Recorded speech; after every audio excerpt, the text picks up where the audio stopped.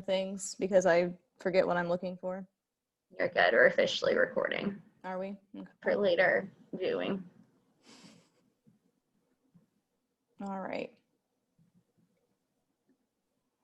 Well, so I'm Clarice Grody, which I'm still getting used to that name, formerly known as Clarice Miller, I suppose.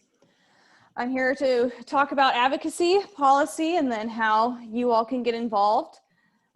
So as a little bit of background, I'm the Missouri Occupational Therapy Association Director of Practice, and then I am also the AOT PAC Ambassador for Missouri.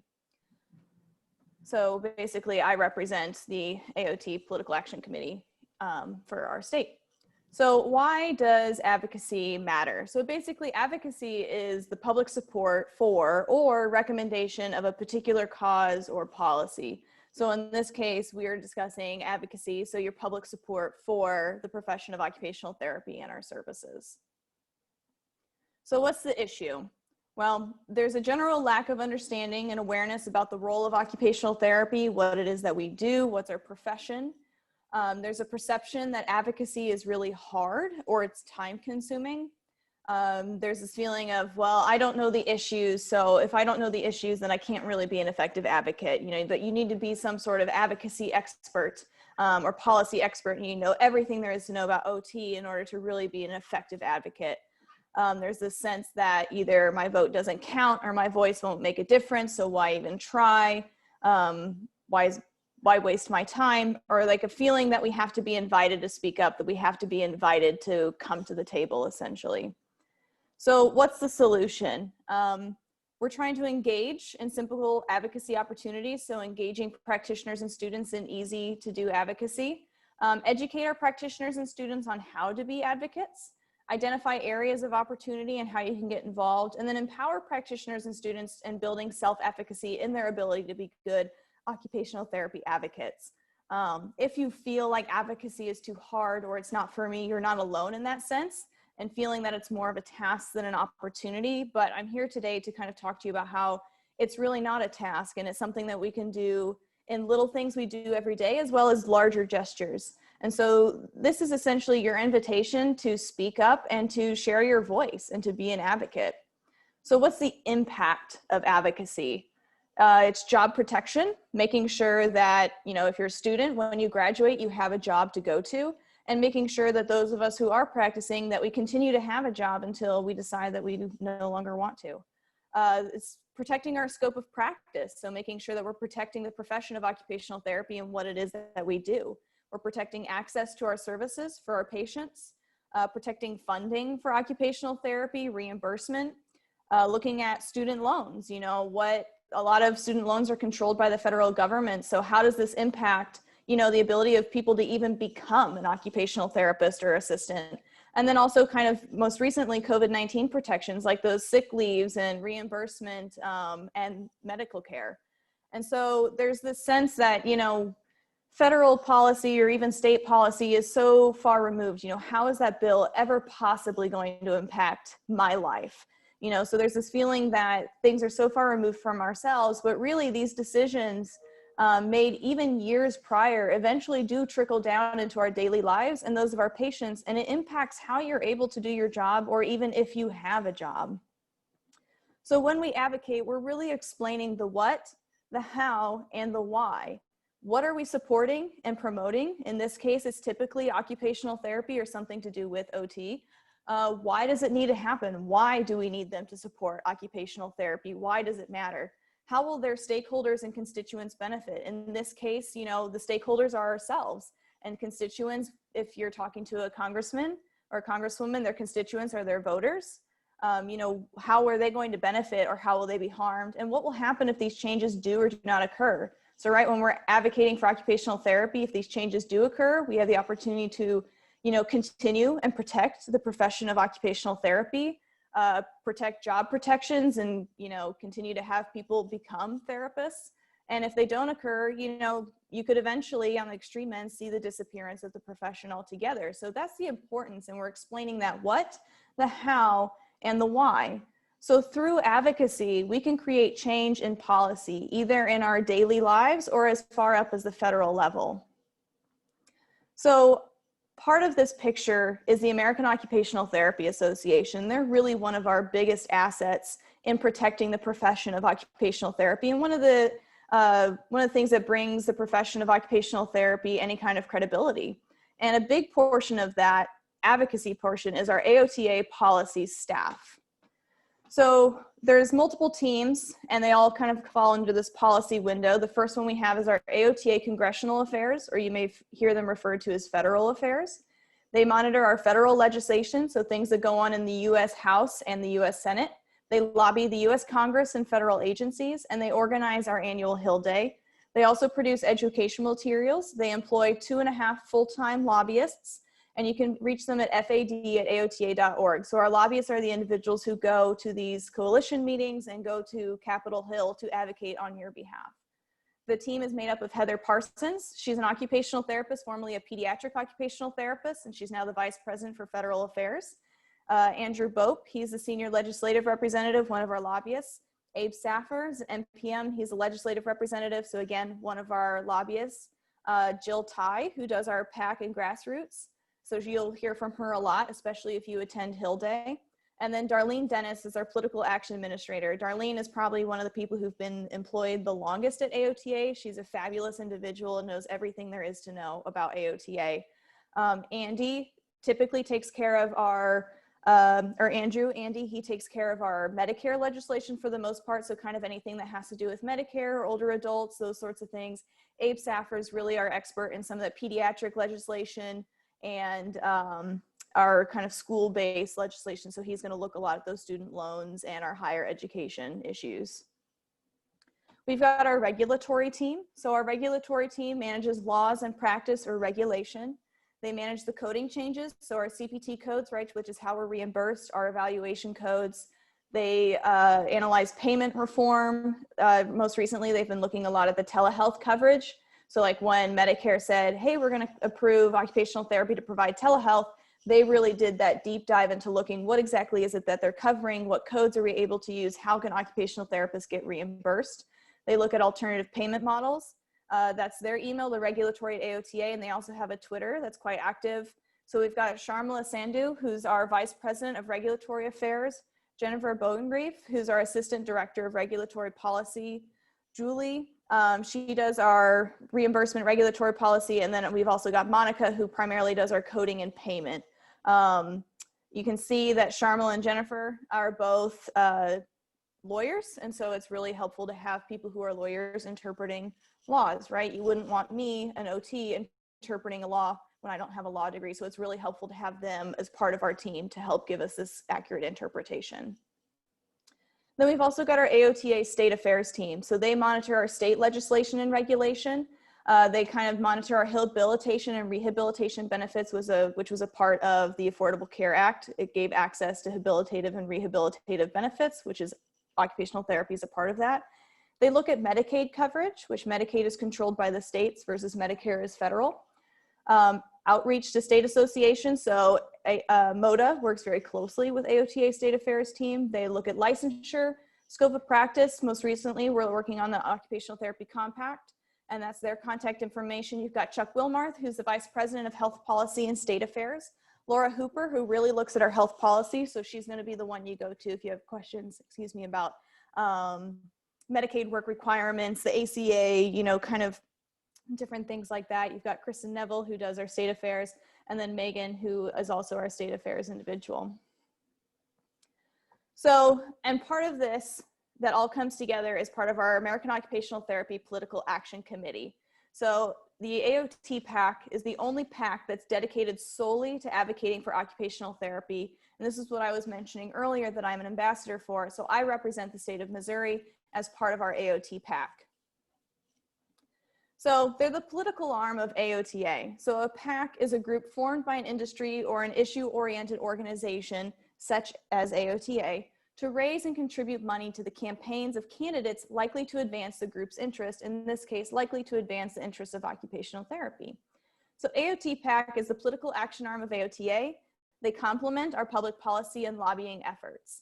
So, and you can always see what kind of contributions are either made to AOT PAC or what contributions go out from AOT PAC on opensecrets.org.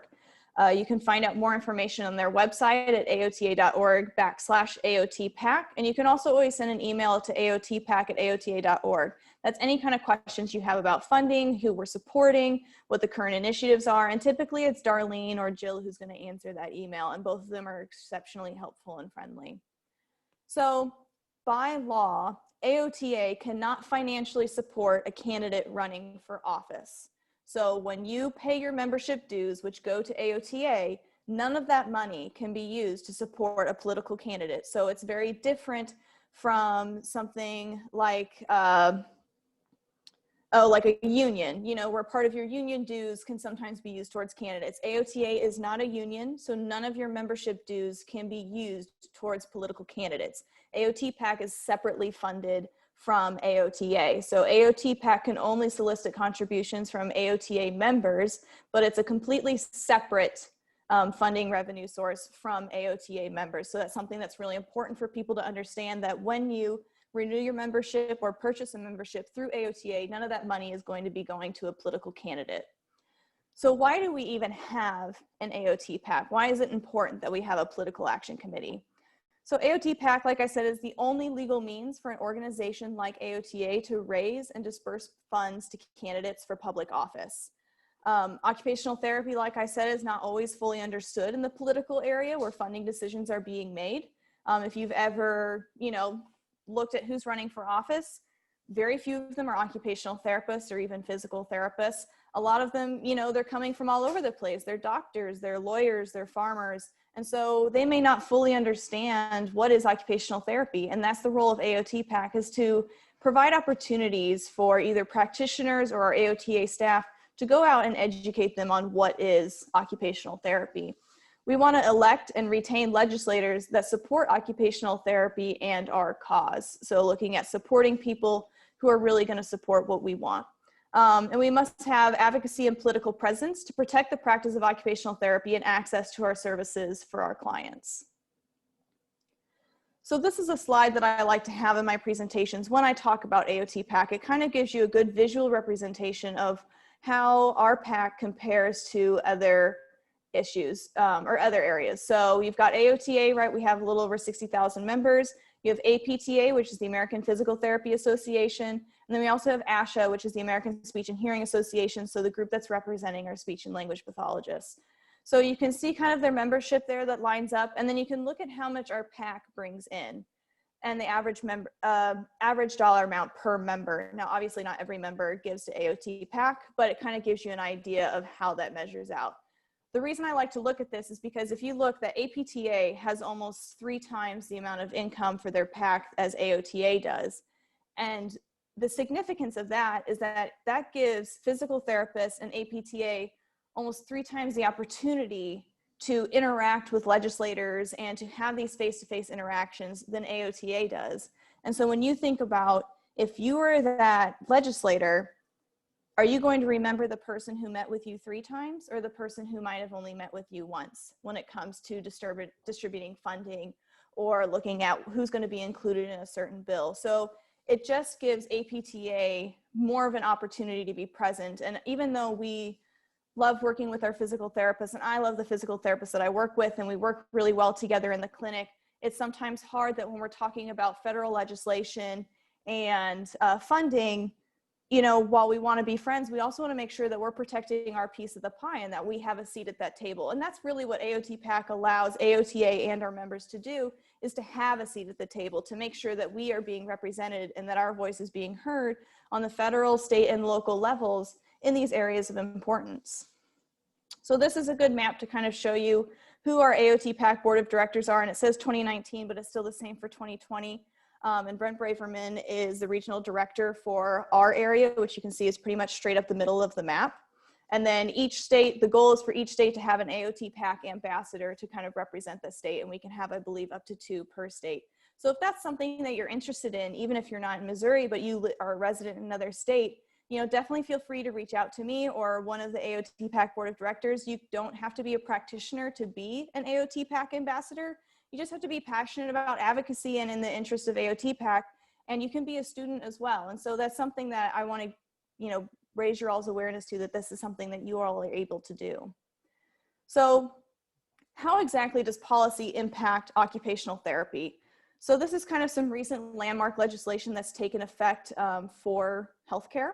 So in 2008, we had the Medicare Improvement for Patient and Providers, or the MIPA Act.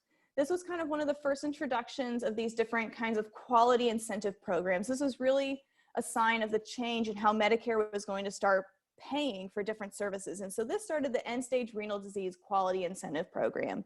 Shortly thereafter, we had the passage of the Affordable Care Act, the ACA, also known as Obamacare, in 2010, which, as you know, drastically changed how we view healthcare and how healthcare is covered, right? It eliminated this idea that you wouldn't provide healthcare to people with pre-existing conditions, right? It made sure that healthcare coverage was more equal across the playing field, that in order to be on the marketplace, you had to offer a minimum of these certain coverage requirements, one of those being the habilitative and rehabilitative services, such as occupational therapy. So in order for a health insurance plan to be on the marketplace, it has to cover occupational therapy services, which was a change.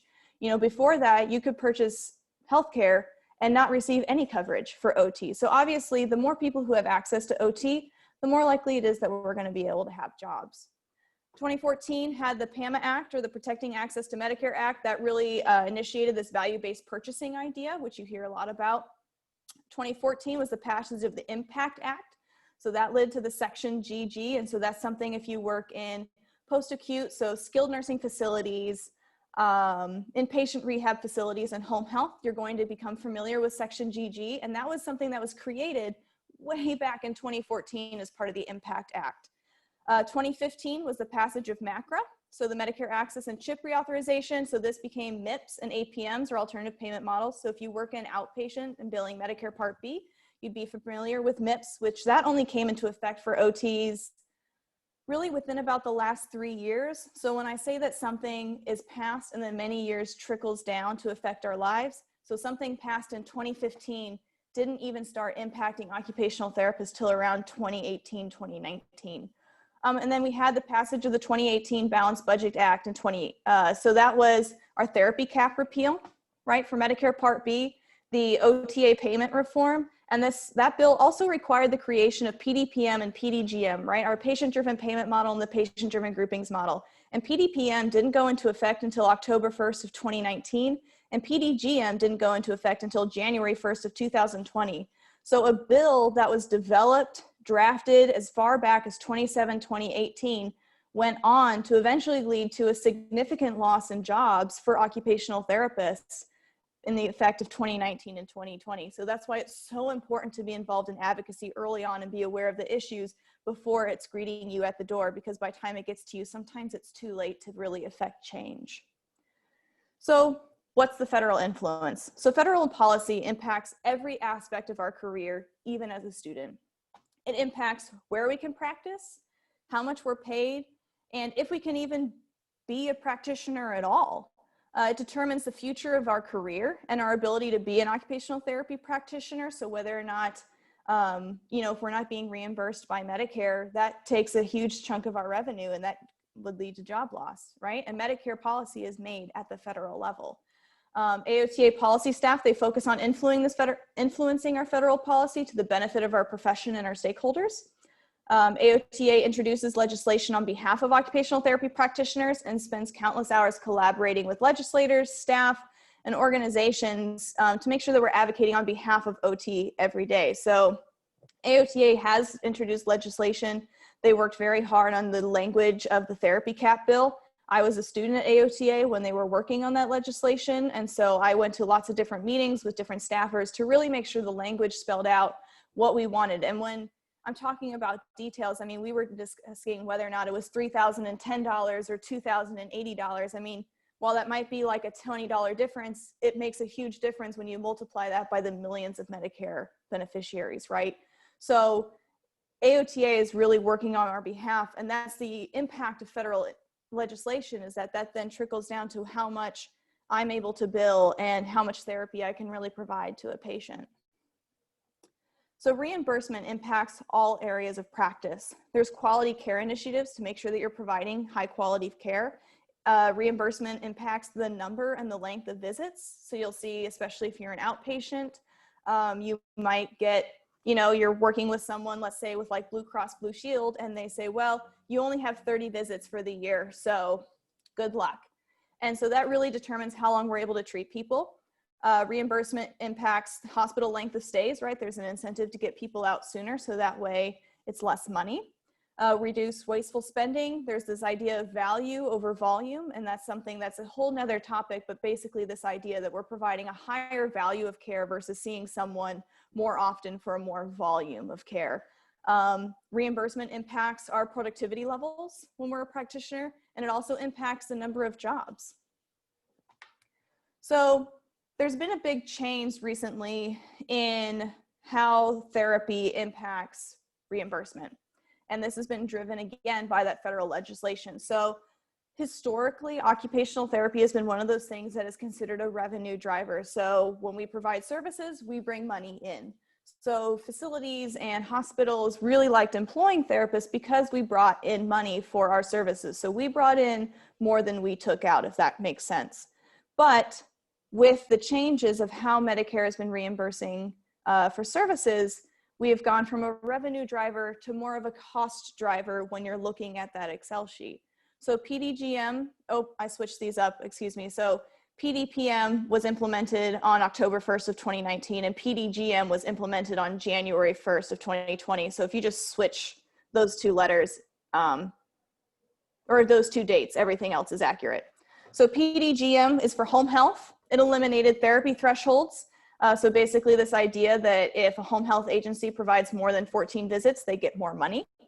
It changed everything to more of a bundled payment. So instead of saying you get this much money for nursing, this much money for therapy, and this much money for supplies, they say, okay, for the whole thing, you get $10,000. How you spend it is up to you, right? This functional limitation reporting. So that was something that was actually, in my opinion, a very good thing for occupational therapy. And really a lot of these changes, if you look at what they're about looking at the patient's function. And so how can occupational therapy impact and score patient's function and make sure that we're really helping our agencies receive adequate reimbursement? And that's an opportunity for us to advocate for our skills. PDGM looked at increasing emphasis on coding accuracy, making sure that we're accurately documenting the skills that our patients have. And it changes some of the reimbursement windows. PDPM was for skilled nursing facilities or SNFs. It eliminated the RUG level, so this requirement that you provide a certain number of therapy minutes per week based on a patient's, scores. It eliminated that. Section GG now impacts reimbursement. So remember when I talked about the Impact Act that led to the section in GG, which was like, 2011 or somewhere in there, that has now all of a sudden, all the way back now to 2019 is impacting reimbursement. So again, the importance of getting involved early to then know what's going to happen to us later. It's eliminated mandated therapy minutes. So again, that idea that you have to provide 600 minutes a week or something crazy like that. It's again, more of a bundled payment. And it also puts some limitations on group therapy. So Medicare has really been trying to change from more of a fee for service model. So I do therapy for this long, they pay me this much money, to more of a bundled payment in order to drive more of that value initiative versus kind of a higher volume initiative.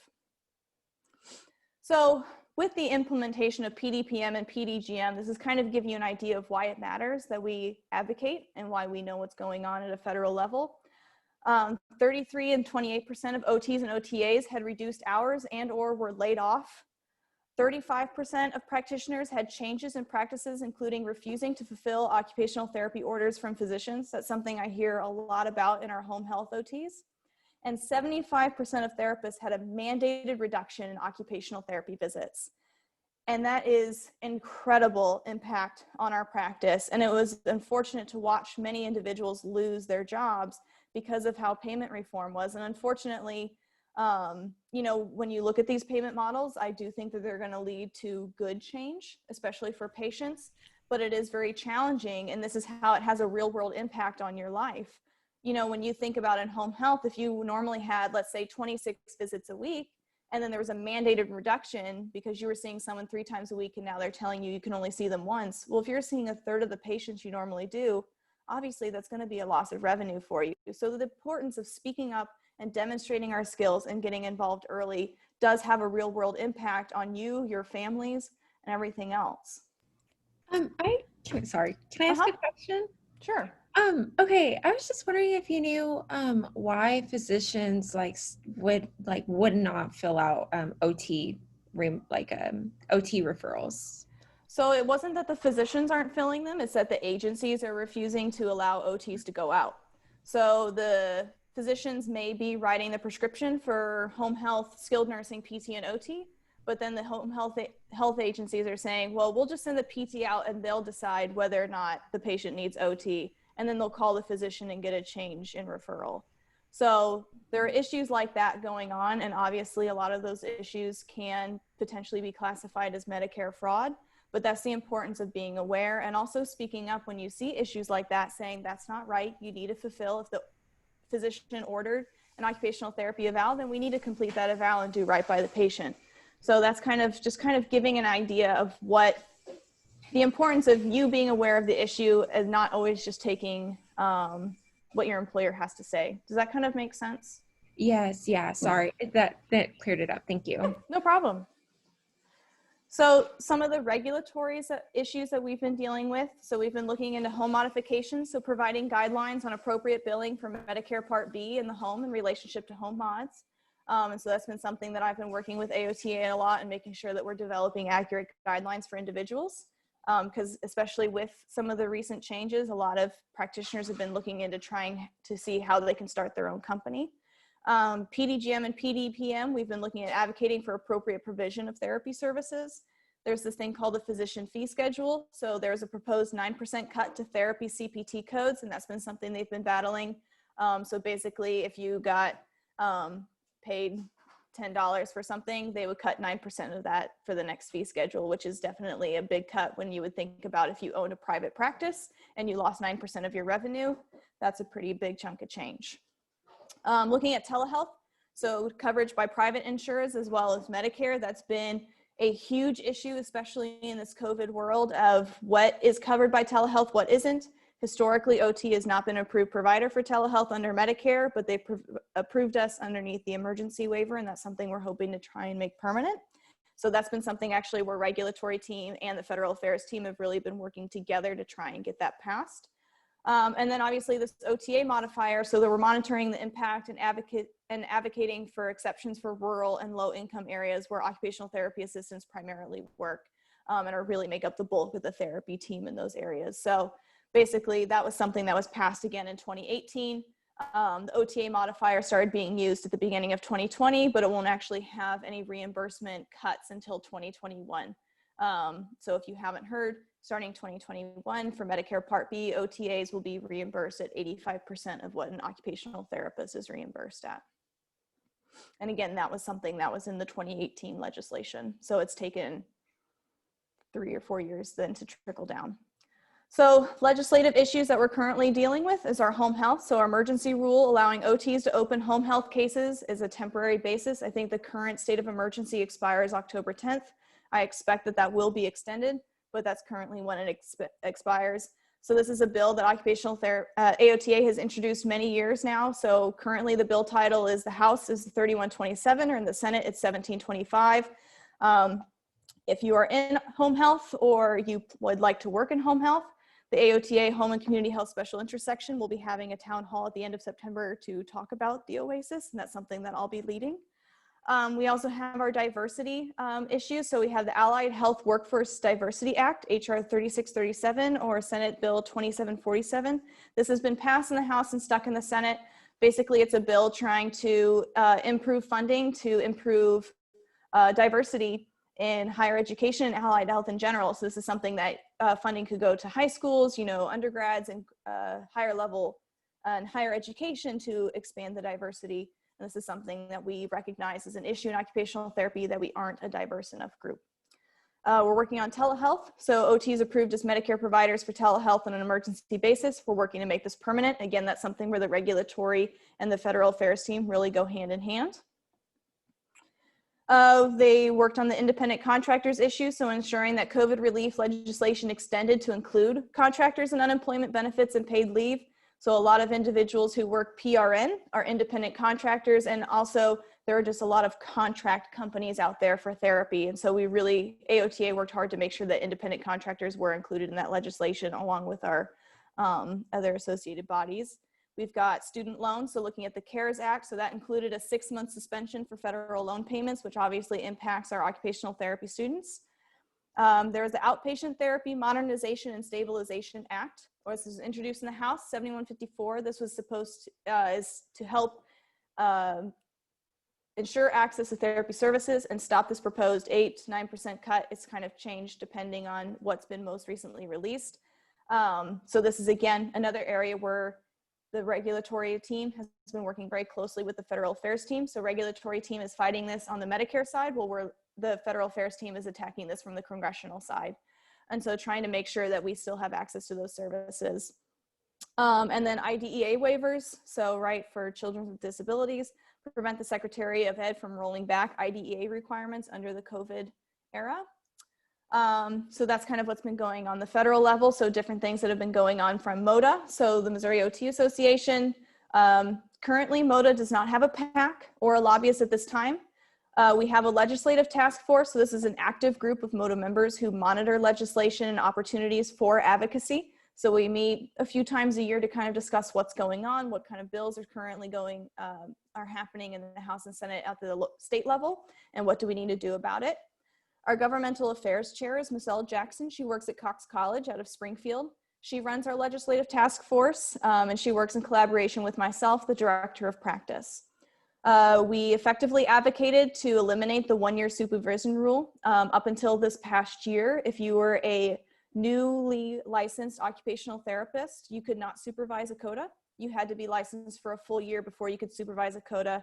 And when I was looking for a job a couple years ago as a newly licensed OT, I was unable to find jobs in a variety of areas because I hadn't had a year of experience, so I wasn't eligible to supervise a COTA. So we eliminated that rule. So now as soon as you are given your license, you are eligible to supervise a COTA. We were the only state left out of all 50 states to have a rule like that. So we were very excited to see that rule eliminated in our Practice Act.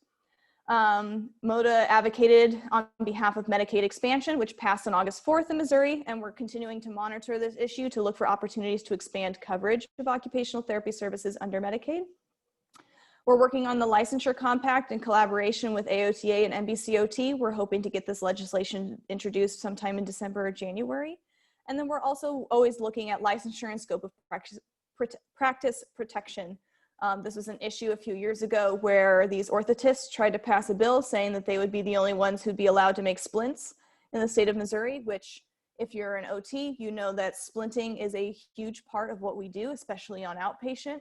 And so if that were to be taken away from our scope of practice, that's a big loss of revenue, especially for our outpatient clinics. And so that was something that MOTA fought hard against. You can always check out our MOTA advocacy page at motamo.net. I typically update that periodically with what's going on with MOTA, what we're working on, and then also just some resources from AOTA.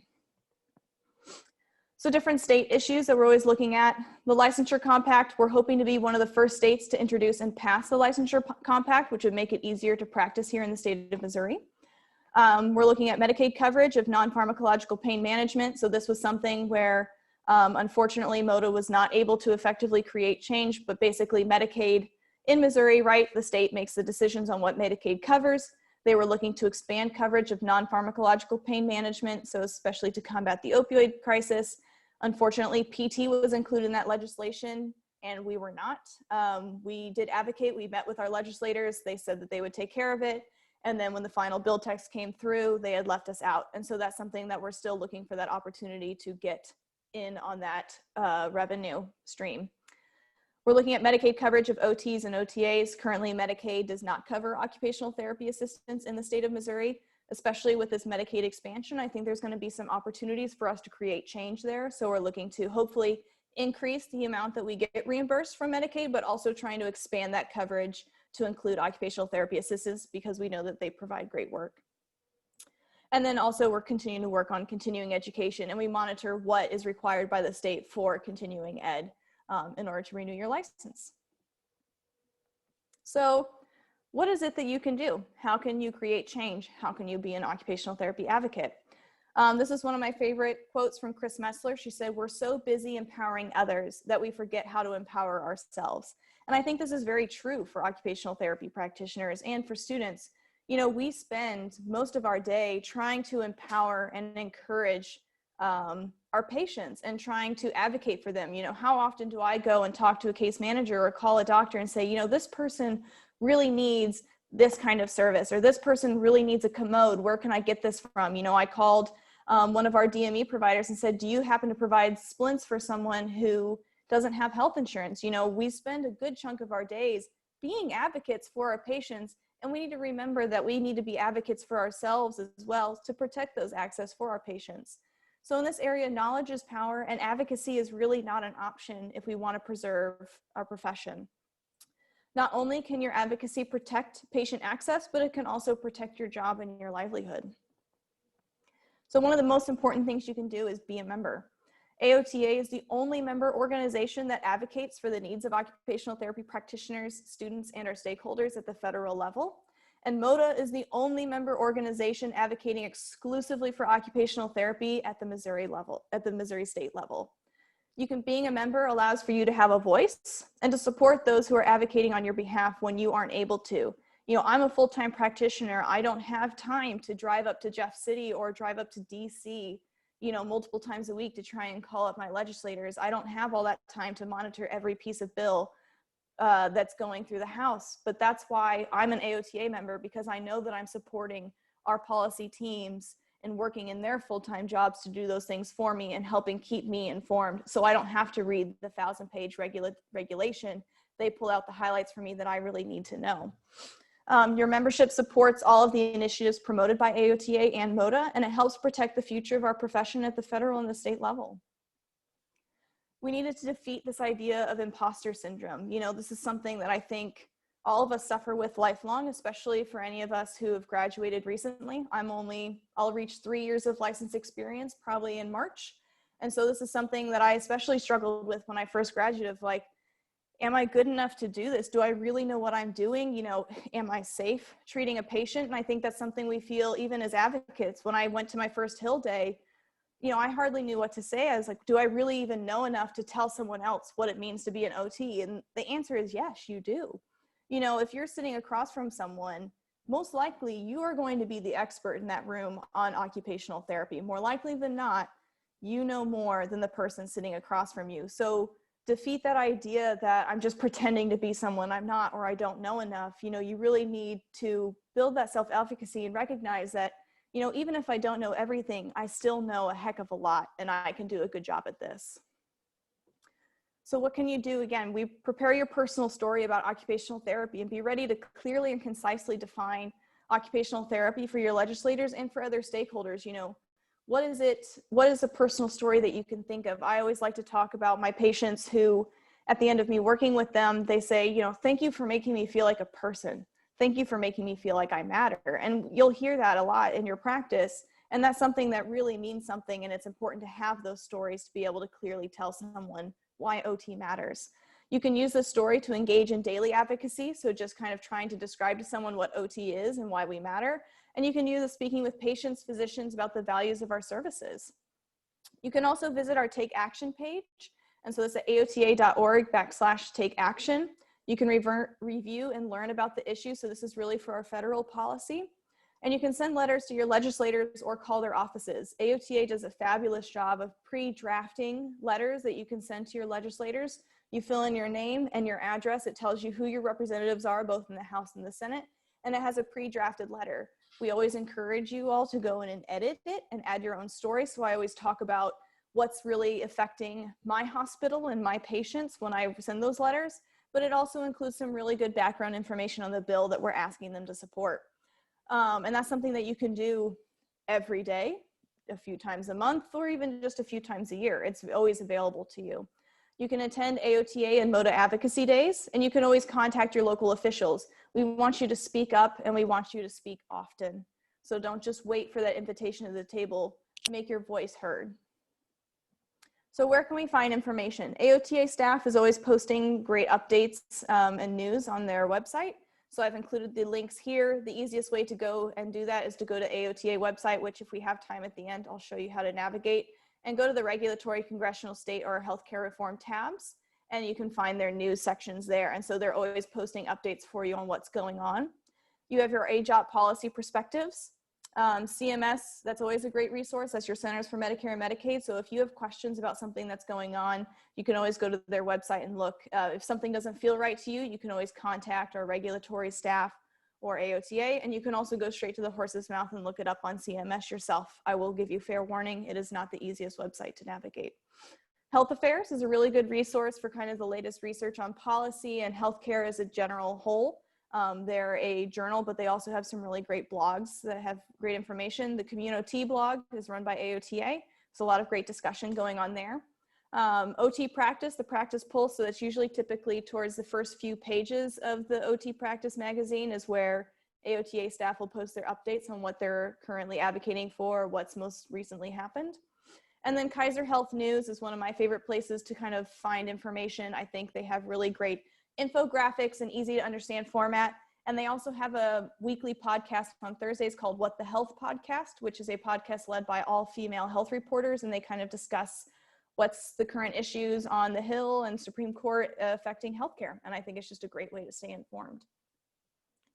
So coming up soon is our AOTA annual Capitol Hill Day. You can always find information at aota.org/Hill Day. This year it'll be September 14th through 18th, 2020. It is virtual only this year. Typically it does take place in person in DC as well as virtually. Registration does close next Friday, September 11th at 6 p.m. If you have any questions, you can email hillday@AOTA, and this is an opportunity for you to raise your voice and to ensure policies that are written are ones that you support. And so I've kind of got an infographic there to the right laying out what's going to happen for each day. And I've also got it on this slide. Some things are very still to be determined. And of course, that's kind of how legislation is we could make an idea one day today, and then the next day have 4 bills introduced that we have no idea what they're about and are really important. So you're probably not going to see some of those details come into fruition until maybe a few days before or even the day of. But this is a really great opportunity for you to hear from our AOTA staff, to see what it's all about, to learn more about advocacy and the current issues. And so I highly encourage all of you to register and attend as much as you're able to. MOTA has our annual advocacy day. It's on the first Wednesday in March each year. Typically it is in person in Jefferson City. It's an opportunity to network and speak to legislators and their staff about the value of occupational therapy in Missouri. State legislation impacts occupational therapy coverage for our, local insurance providers as well as Medicaid. It impacts our scope of practice, whether or not we have a license, and so much more. We do have virtual options this year, and it's going to be kind of virtual, similar in the way that AOTA is. We are hoping to still have it in person. March is still a long ways off, but obviously we also recognize the situation that we're in, and that we do need to have a very strong virtual option this year. So different types of advocacy.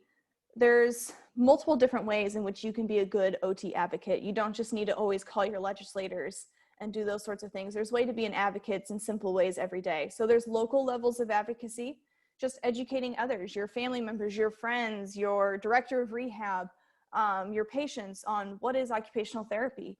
Engage in policy development. So when your boss is talking about, oh, well, we're going to start looking at, how many falls we have, or we're going to start, working on training some techs to do mobility. Speak up and ask to be involved. Make sure that occupational therapy has a seat at that table. Identify how occupational therapy can help with initiatives. So big initiatives usually are, preventing falls, improving patient safety, improving outcomes. Those are things that we're good at. How can we get involved in those issues? We can do community outreach. So if you see that there's some sort of community outreach fall safety program, older adults, backpack day, how can you get involved? And just making sure that we're communicating. When we call a physician and say, hey, I need orders for occupational therapy, don't just tell them that you need orders or how often we're going to be seeing them. Make sure you're communicating why we're seeing them. And so if I say, well, I'm working with, Mrs. Jones because she's having difficulty with her laundry and dressing, I'm going to be seeing her 3 times a week for 2 weeks.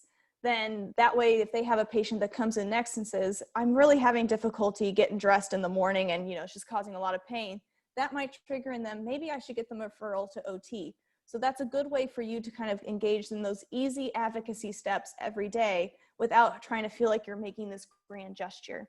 On the state level, you can be a member of MODA or whatever state association you may be in. You can engage in advocacy day. You can join a committee at your state association. Make sure that you're engaging. You know, don't just be a passive member. Make sure you're really getting your money's worth out of your dues, and contact your representatives at the state level. On the federal level, you can be a member of AOTA. Go to Advocacy Day, volunteer, such as I do for our AOT PAC. I'm also an advocacy chair for our Home and Community Health Special Interest section. You can contact your representatives and submit comments to CMS or Medicare. So be an agent of change in your practice. Take ownership for what it is that you do, and take pride in the fact that you're an occupational therapy practitioner or a student and the value of services that we provide. So what are our skills as OTs? Obviously, we work in patient care, but what is it that really that we do? Well, we're experts in plan of care development. We identify goals of the client and develop a strategy that involves our skills. That's something that can also be applied to our employers, right? We're experts in task analysis. We look at the area of concern and the barriers and supports for that. That applies to patient care, but it also applies across many other areas. And we're experts in problem solving. We identify how we can assist in overcoming the barriers and improving the supports. And so when we're talking about, you know, potentially decreased access to patient care or cuts in our hours, you know, how can you use your skills to be more diverse and to bring a higher value to your employer and to our community around us? You know, how can you use your skills of plan of care development, task analysis, and problem solving to be an advocate and to be present? So we need to communicate, right? We need to ensure that the patient's receiving the right amount of services at the right time, making sure that we're discussing when we think we need to be involved and also when we don't. Not every patient needs to be an occupational therapy patient. So making sure that we're really communicating with our team and educating them on what it is that we do and where our values are and when they need access or don't need access to OT. Want to make sure that we're educating them, the team, our employer, on the occupational therapy scope of practice and provide training for other clinicians. Right? We are not home health aides. We are a skilled service. And what does that really mean? We need to be innovative in our practice. You need to refresh your interventions and your plan of care with evidence-based practice and add value outside of direct patient care, especially as these as fee-for-service models kind of decrease and these ideas of bundled payments increase. You know, they're really looking for ways and employees to step up and say, this is what I can do and this is how I can be a good value to you. So it's not just about providing good patient care, but also making sure that we're being good stewards to those who employ us. And we want to be good advocates. You need to advocate for your value and what specifically you can offer the team. Why is it that you should have your job? Why is it that they should even have occupational therapy? We all need to be prepared to be able to explain that in an eloquent way to anyone who asks. So the ask for you is go out and be an advocate for our profession. Engage your colleagues and friends and family in a conversation about occupational therapy and what our value is, and participate in volunteer and advocacy opportunities. Whenever we're advocating for something and we're asking for something, you always end it with, what is it that I want? And this is what I want from you all. I want you to be good advocates for our profession. So there's multiple different volunteer and advocacy opportunities. I'm not going to read through all of these to you, but they're included in my slides, which I have on our website. Basically, just be involved. So you are the expert on occupational therapy, and it's important to remember that. And if you don't advocate for OT, then who will?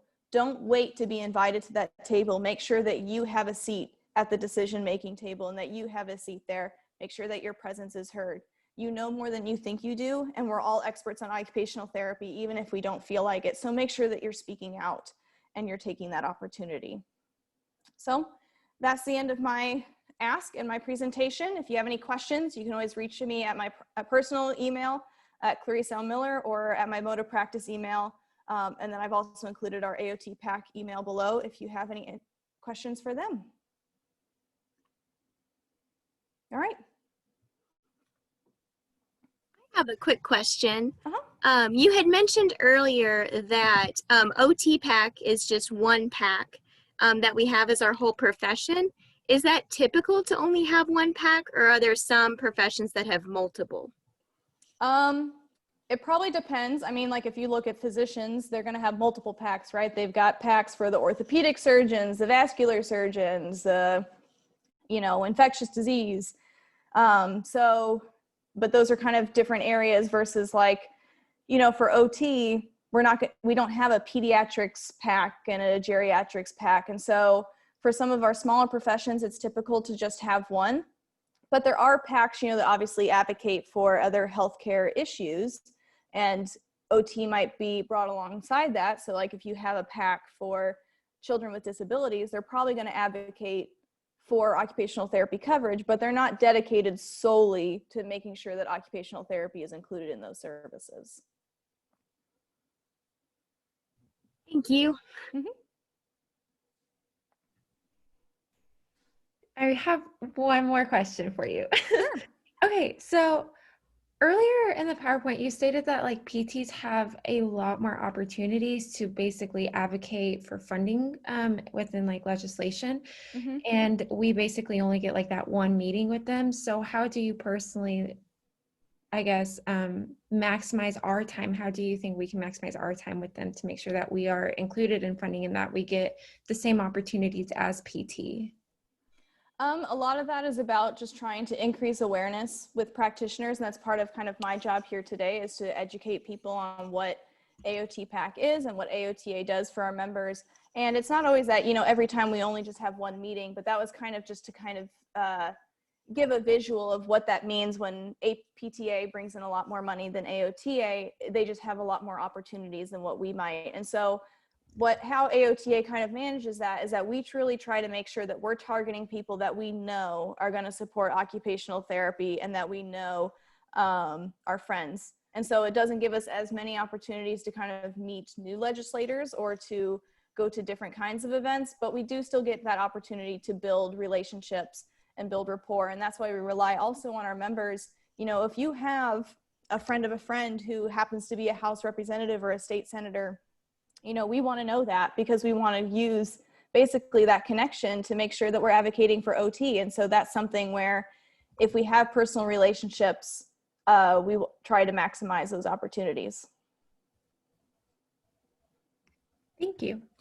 Thanks, Claire. Do you guys have any other questions? All right, well, thanks for coming.